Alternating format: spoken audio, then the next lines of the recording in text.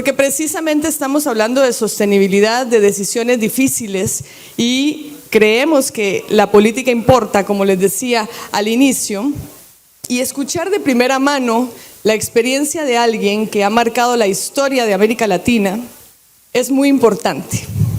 Por ejemplo, yo aquí tengo su libro en la edición de bolsillo, suelo decirle, de cómo dolarizó el Ecuador, una de las decisiones más importantes que tomó el presidente Mahuad, sigue vigente hoy en día con la dolarización del Ecuador, la lucha también por la preservación ambiental que nos convoca esta mañana y entre muchas de las decisiones difíciles, haber puesto fin a uno de los conflictos históricos más fuertes de América Latina al contribuir y a liderar el proceso de paz entre Ecuador y Perú. Así que hay muchas cosas que podemos decir del presidente Yamil Mahuad, quien actualmente enseña en Harvard, así que podemos todos sentirnos hoy muy honrados de tener una lección tipo Harvard al tenerlo acá, y yo le agradezco muchísimo siempre su disposición a seguir sumando y contribuyendo a este esfuerzo de la misión presidencial latinoamericana, pero por supuesto de Expo Sostenible con nuestros hermanos del CODES, que ya nos sentimos parte de esta gran familia latinoamericana. Así que, sin más, yo quiero pedirle al presidente Mahuad que nos acompañe en escenario, porque nosotros estamos convencidos, y lo veíamos en el panel anterior, que América Latina es una región de oportunidades y es una región de soluciones también. Yo quisiera que veamos todo, no con los ojos cerrados ante la realidad, sino con una visión más optimista, porque como decía Dante Liano, un escritor guatemalteco, y yo lo extrapolo para toda la región, a veces pareciera que tenemos una especie de autoestima al revés. Y somos incapaces de darnos cuenta que nos pasan cosas buenas, que hemos avanzado a lo largo del tiempo, que somos la única región en paz en este mundo que ha optado otra vez por las guerras, que somos una región que puede aportar soluciones sobre la mesa y que no estamos viniendo aquí a pedir permiso, sino a proponer soluciones concretas. Así que, dicho eso, les agradezco que nos acompañen en este segundo día de la Expo Sostenible y quiero invitar a mi querido mentor y amigo, el presidente Yamil Mahuad, a que nos acompañe en escenario. Un aplauso, por favor. Muchas gracias. Muchas gracias, es un placer estar aquí. Les voy a pedir un poquito de colaboración.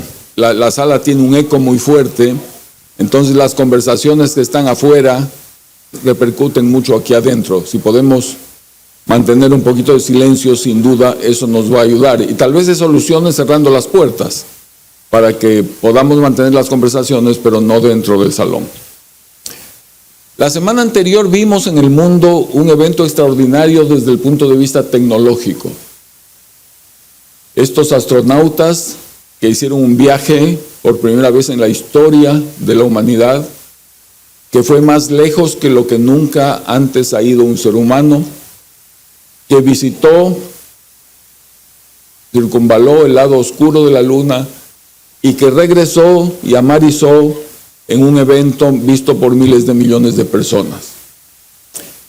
La NASA, que organizó este evento, se puso una meta, definió el problema.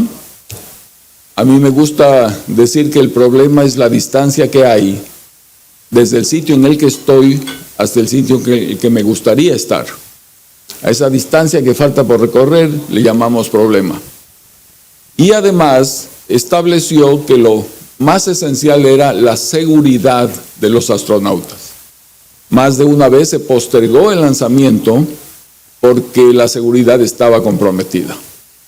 Al mismo tiempo que los astronautas hacían eso, en una importante escuela de negocios de una importante universidad, un profesor presentaba un caso para educación de ejecutivos, de gerentes de empresas, sobre cómo tomar decisiones. Y el caso simulado era simple. Se trata de una compañía que produce motores para carros de Fórmula 1. Viene la última competencia del año Esa competencia es importantísima, va a ser vista por muchas más personas que las demás competencias porque es la final.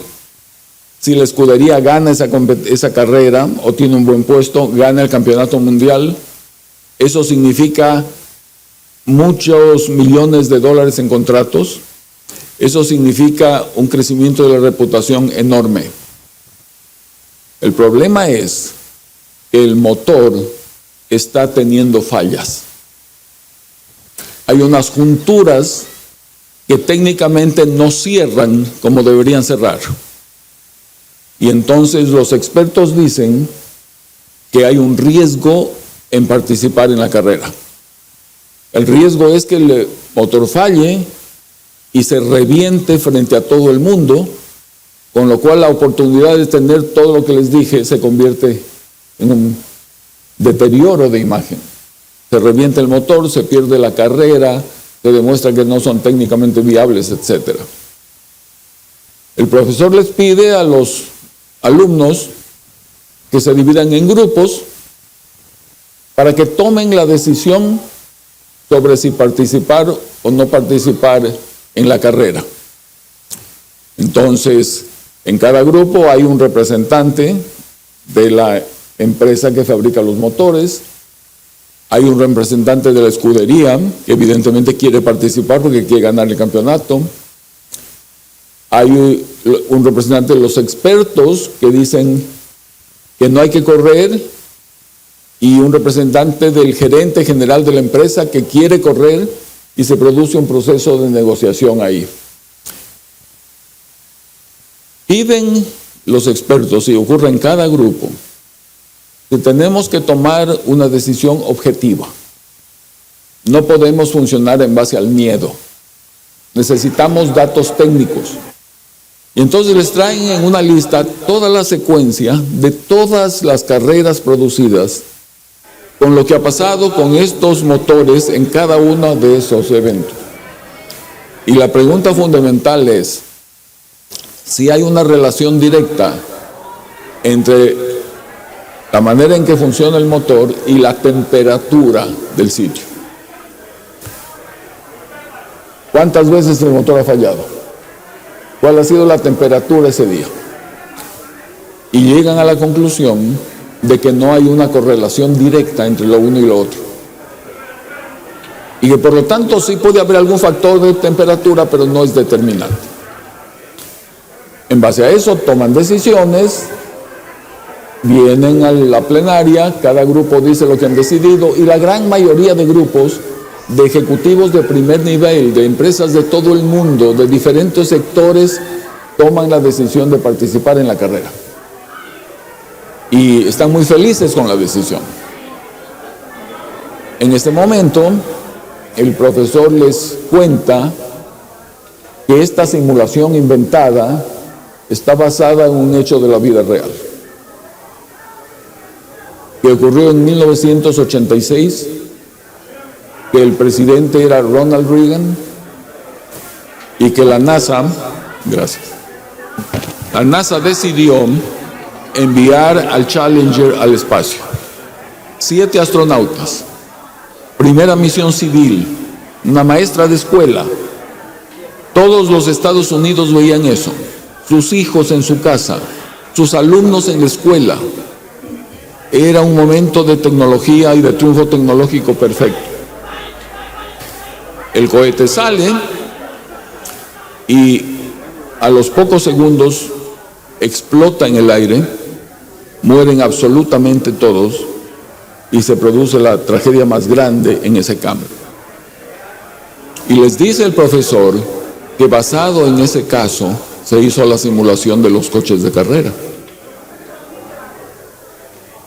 Y entonces, ¿cuál es la simulación? En el caso de los coches es el motor del auto, en el caso del Challenger es el cohete de la nave espacial, en el caso del carro es la temperatura de la pista, en el caso del Challenger es la temperatura en Cabo Cañaveral, en el caso del carro son unas juntas que no cierran bien, en el caso del Challenger también es un anillo que se terminó llamando el anillo O, que no cierra bien, Y entonces la simulación era prácticamente perfecta. Y también en la NASA se produjo el mismo debate que les estoy narrando que ocurría en la clase. Los expertos decían, no hay que lanzar el cohete, porque ya en previos vuelos ha habido una filtración de gases que pueden contaminar a todo el combustible y volar la nave en pedazos. Pero algunas personas pensaron que era un tema técnico, que debía ser manejado por técnicos, que no valía alarmar a la población, que no valía contaminar el ambiente de colaboración metiendo estos datos que a todo el mundo le molestan, y prefirieron mantenerlo en bajo nivel. Segundo, la empresa que producía los cohetes tenía que cumplirle a la NASA y al gobierno americano. El presidente Reagan iba a presentar su discurso ante el Congreso, el Estado de la Unión, y no podía haber un momento más espectacular que él hablando y de pronto, discúlpenme, hay una llamada desde el espacio, los astronautas llaman a saludar. Eso políticamente es oro puro y no se podía desaprovechar. Tercero, se produjo un debate dentro de la compañía, entre los técnicos que decían no, y el gerente que decía no significa, no me renuevan el contrato, pierdo millones, pierdo prestigio, gana la competencia. Vamos a tomar una decisión, comillas, objetiva. Tráiganme toda la lista de vuelos del Challenger, vamos a ver cuál es la relación temperatura. Y también encontraron que no había correlación directa. ¿Cuál fue el error que cometieron? Todo esto analizado después. Cayeron en dos trampas que cometemos muchos nosotros. La primera, la llamada trampa del costo hundido. Le hemos invertido tanto a este proyecto, tiempo, esfuerzo, dinero, esperanzas. No vamos a frenar en este momento. Eso siempre tiene la tendencia de impulsarnos a hacer las cosas, porque ya hemos avanzado demasiado. Aunque estemos en el borde del precipicio y un paso más nos lleva al precipicio, no podemos frenar ahora. Terrible para toma de decisiones. Y lo segundo es la idea de que los problemas son enemigos de la buena gerencia. Los problemas ocultos son enemigos de una buena gerencia. Los que tapamos, los que no mostramos, los que nos negamos a ver, cometieron esos errores. Y entonces cayeron en otro error de toma de decisiones que se llama el sesgo confirmatorio. De todo lo que me traen, yo voy a escoger solo la información que confirma lo que yo quiero ver confirmado. Y no crean que es una decisión lógica, racional, consciente. Es subconsciente. Nuestra naturaleza humana nos lleva allá. Y no nos damos cuenta que estamos eliminando de la decisión información valiosísima y que nos puede salvar la vida. Entonces, vieron todas las fallas que había habido en los lanzamientos anteriores del Challenger, vieron cuál era el problema y dijeron, pero en ningún caso se produjo una desgracia. Por lo tanto, podemos tratar una vez más. Lo que no vieron, que estaba en la información que recibieron, era simplemente otra perspectiva, es que nunca hubo un vuelo sin problemas y hubiese sido lanzado con una temperatura inferior a 18 grados centígrados. Y ese día en Cabo Cañaveral la temperatura era menos 1 grado bajo cero. Por lo tanto, las posibilidades de que fracasara el Challenger eran 100%. Y sin embargo lo hicieron. Y ya sabemos la historia.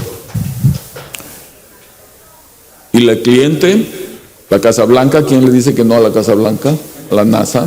El único cliente, el proveedor necesita estar en buenas relaciones y además tenían un objetivo muy claro. Ahora, ¿cuáles son las lecciones que se pueden sacar de ahí? Y voy a tomar de varios autores que han influido mucho en mi manera de pensar a lo largo de los años. Primero, seguramente ustedes han oído hablar de Peter Drucker. Él fue considerado el gurú de las empresas privadas y de la buena gestión en el campo privado.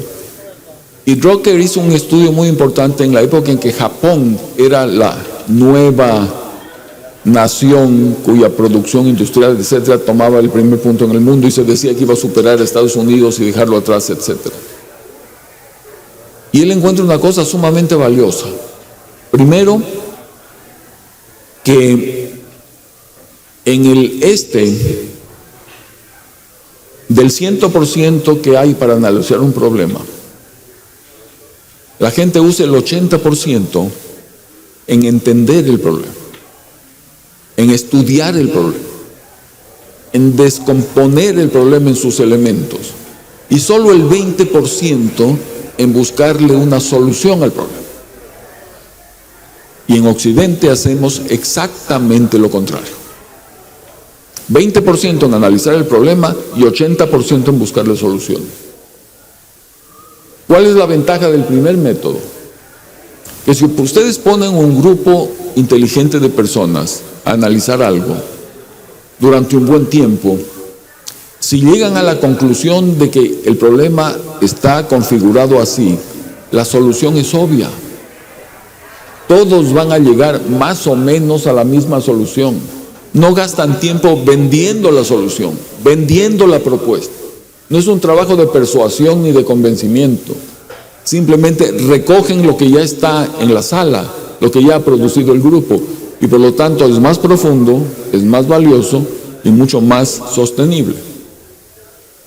Un segundo punto. Hay que distinguir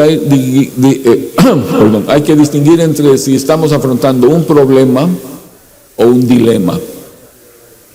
Y aquí tomo una definición de dilema de Alan Watts. Un dilema es un problema que no puede ser resuelto sin crear otro problema. Nada es gratis. Todo tiene costos y beneficios. Y hay que convivir con eso. Las soluciones perfectas no existen. Hay buenas, hay mejores, no hay perfectas. Y un poco poniendo una puntada más a lo que decía Fabián en el panel anterior, ¿cuál es la mejor dieta? La que se hace, la que la cumplimos.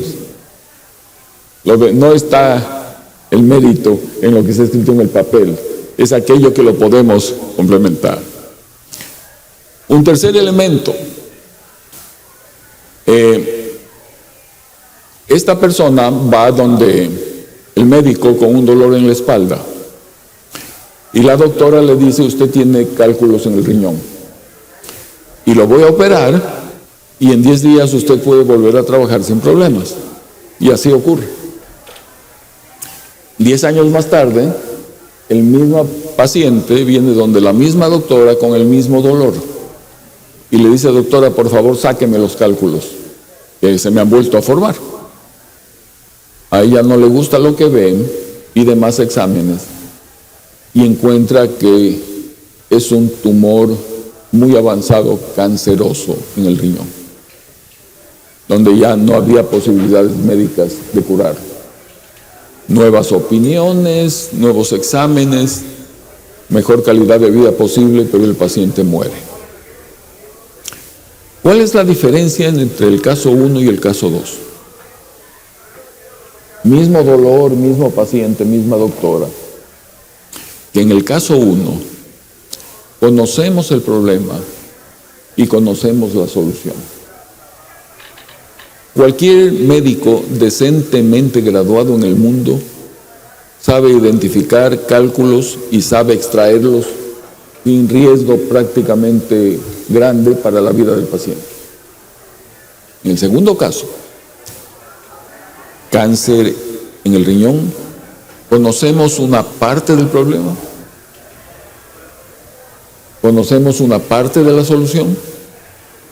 Si conociéramos el problema y la solución, nadie moriría de cáncer. El mismo cóctel de quimioterapia administrado a dos pacientes con la misma enfermedad pueden producir efectos totalmente distintos.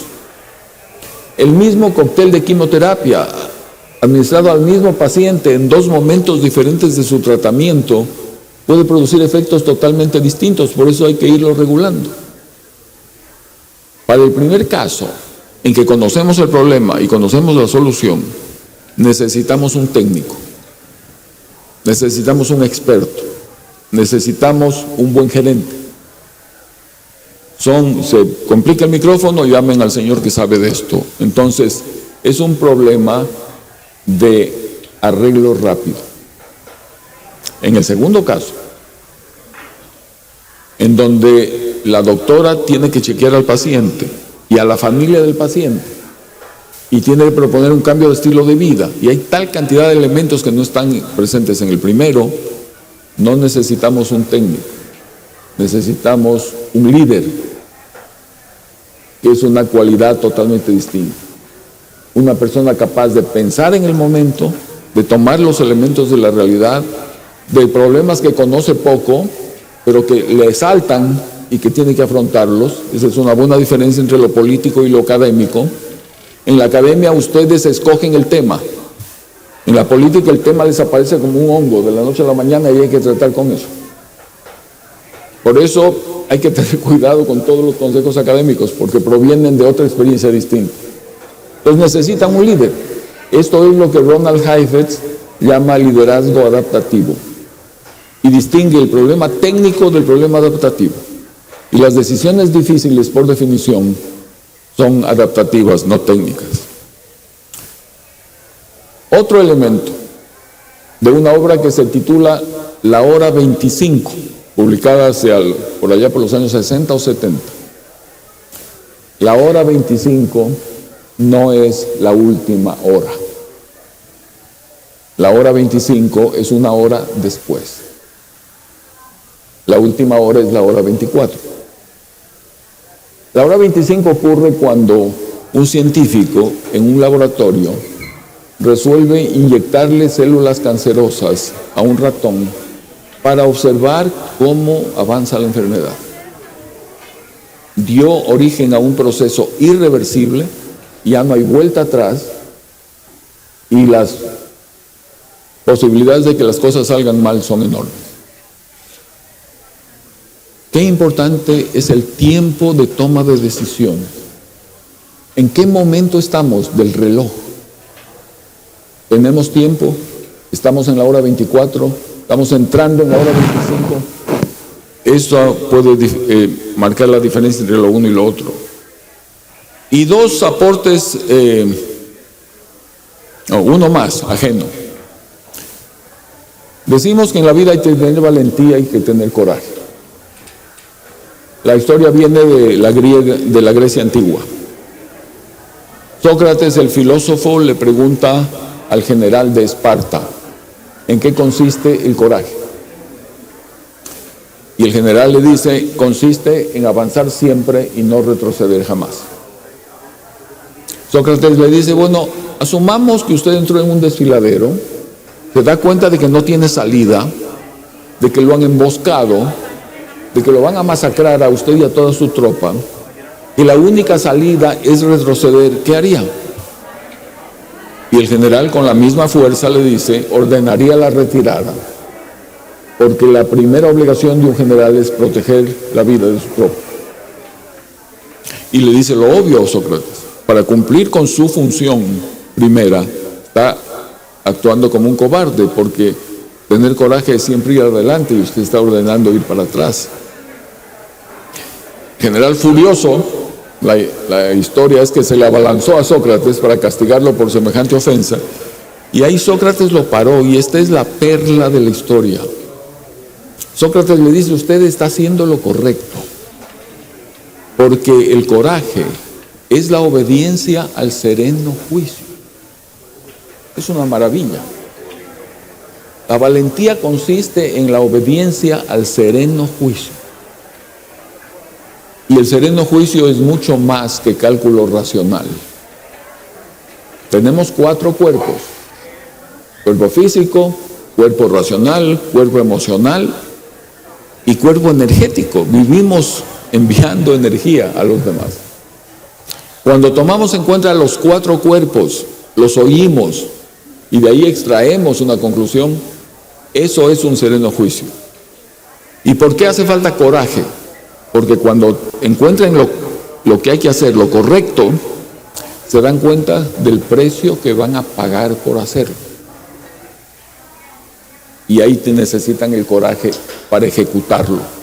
Porque cuántas decisiones correctas jamás se implementaron por el miedo a las consecuencias de quien debía implementarlo. A eso sumo yo un granito de arena. Esta última no viene de otro autor, es mía. Toda política pública sostenible, es decir, que puede ser tomada por el gobierno A, seguida por el gobierno B, el C, el D, etcétera, es como una mesa de 3 patas. Necesita 3 elementos claves. Una, tiene que ser técnicamente correcta. Hay que hacer los deberes. Hay que tomar en cuenta todos los elementos. Ese es un tema de expertos. Todo lo que escuchamos en el panel son elementos que hay que considerar. Si la decisión es económica, ministros de finanzas, bancos centrales, etcétera. Pero segundo, tiene que ser socialmente aceptada. No se puede implementar una política pública que vaya en contra del sentimiento social, de la cultura de un país. Hay que ajustarla para que calce, porque de lo contrario la propia población vota en contra y no se puede avanzar. Y la tercera, tiene que ser políticamente viable. Necesitan ustedes alianzas, pactos, acuerdos para avanzar en un proyecto en el tiempo, porque si no, en la siguiente elección el que viene cambia todo lo que hizo el anterior y ahí se queda. ¿Cómo aplicamos esto a un caso personal que tuvo la bondad Olinda de mencionar en su introducción? La dolarización del Ecuador. ¿En qué se parece con el caso de la NASA? ¿Cuál es el escenario? Ecuador perdió prácticamente todas sus exportaciones por 2 fenómenos en los cuales ni el país ni el gobierno podía hacer nada para evitarlos. El fenómeno del Niño, que nos destruyó el camarón, el banano y la pesca, y la caída del precio internacional del petróleo a $7 por barril, principal producto de exportación del Ecuador. Pero el Ecuador estaba en el peor de los mundos, porque el petróleo era fundamental para mi país, pero mi país no era fundamental para el mercado del petróleo. Nuestra producción es demasiado pequeña. Entonces tomábamos los precios que el mercado del petróleo establecía. Distinto en banano, distinto en camarón, ahí éramos productores importantes. Y esos 4 productos representaban el 81% de las exportaciones del país. Y se cayeron juntas todos en pocos meses. A un país que pierde las exportaciones, ¿qué le pasa? Primero tiene que importar más, no tiene dólares porque no exporta. La demanda sigue igual y crece porque hay que importar más cosas. Al no haber oferta y subir la demanda, ¿qué pasa con la cotización? Sube. Se producen depreciaciones masivas de la moneda que se traducen en inflación de precios, brotes hiperinflacionarios que el Ecuador nunca había tenido, que se traducen en primero malestar, después descontento, después furia social. La gente sale a la calle, quiere un cambio. Pero son elementos que no dependieron de decisiones de un gobierno, que dependen del mercado internacional, y ahí hay que navegar como se pueda. En esas condiciones no había manera para nosotros de conseguir un préstamo porque se cerraron los mercados por otro evento internacional, la crisis asiática. Países como Tailandia, Malasia, Indonesia, que eran perfectos para invertir porque cero riesgo político, cero riesgo político y al mismo tiempo muy buenos rendimientos económicos, se convirtieron en riesgo. Y la gente empezó a retirar el dinero. Y si eso ocurría con Asia, imagínense cómo no iba a ocurrir con América Latina. Entonces, en el peor momento, no pudimos tener acceso a ningún crédito. Y tampoco tuvimos cómo arreglarnos con el Fondo Monetario Internacional, que era la otra opción. En esas condiciones, la economía caía en picada, nada de lo conocido, ninguno de los métodos que la doctora podía aplicar para un problema conocido podían ser usados. Había que pensar en otra cosa. Y empezamos a analizar la posibilidad de cambiar la moneda, de sacrificar la moneda nacional, el sucre, y adoptar el dólar como la moneda de nuestro país. Primera pata técnica. Hicimos todos los estudios necesarios.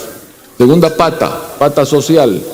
La gente, sobre todo había una inmigración grande que enviaba remesas y la gente tomaba las remesas en dólares. O sea, la población ya estaba acostumbrada a manejar dólares. No toda, no el 100%, pero una buena mayoría. Faltaba la pata política. Y sin la pata política no se podía avanzar. Tres patas que tienen que estar ahí. No basta con que haya una o dos. Si es una mesa con dos patas largas y le falta la tercera, se cae. Y la tercera es la política.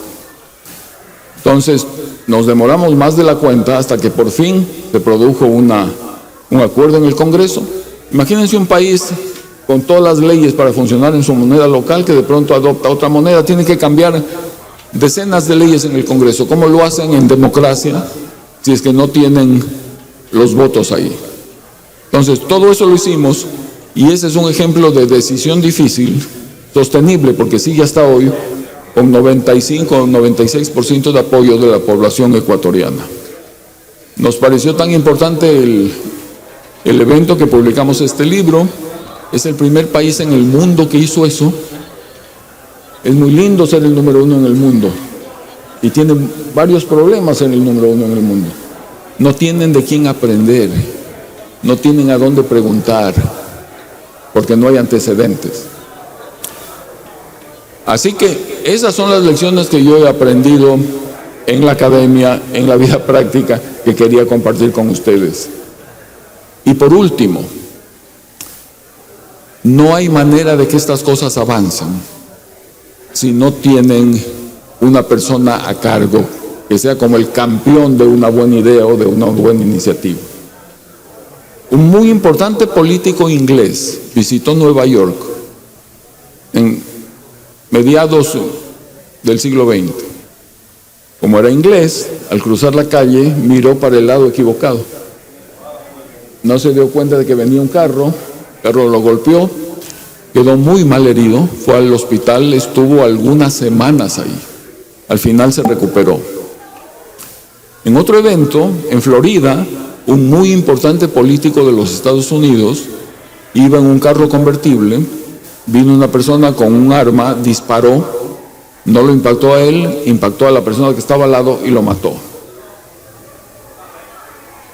¿Sería el mundo diferente, sí o no, si sabemos los nombres de estas dos personas? El primero se llama Winston Churchill y el segundo se llama Franklin Roosevelt. ¿Tendríamos el mundo actual, todo lo que pasó, sin Churchill y sin Roosevelt? Esa es la importancia del liderazgo. Y los grandes proyectos necesitan grandes líderes. Y tenemos esta convención ahora en Santo Domingo, en República Dominicana. Lo que yo más admiro de Cristóbal Colón no es que haya descubierto, encontrado un nuevo mundo.